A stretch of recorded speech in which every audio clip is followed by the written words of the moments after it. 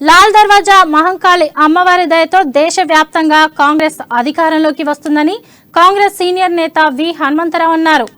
తల్లి చల్లని చూపు దేశ ప్రజలపై ఉండాలని కోరుకున్నట్లు తెలియజేశారు.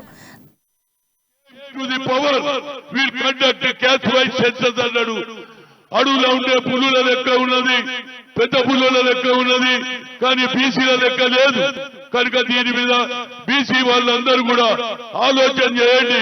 మన పిల్లలకు భవిష్యత్తు లేదు, చదువుకున్నారు, బిఏ ఎంఏ ఎంబీఏ చేశారు, కానీ ఉద్యోగాలు వస్తలేవు. నరేంద్ర మోడీ 2 కోట్ల ఉద్యోగాలు అన్నాడు, ఇయ్యలే. బ్లాక్ మనీ తెస్తానని ఇయ్యలే. కనుక మీరు ఆలోచన చేయండి.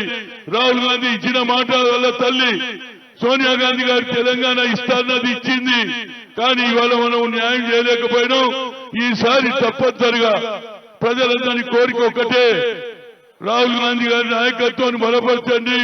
నరేంద్ర మోడీ అవుట్, రాహుల్ గాంధీ ఇన్ అని ప్రధానమంత్రిని కోరుతూ అమ్మవారికి పూజ చేసి వచ్చిన మా తల్లులు కూడా బోనాలు ఎత్తుకొని పోతున్నారు. ఏమంటారంటే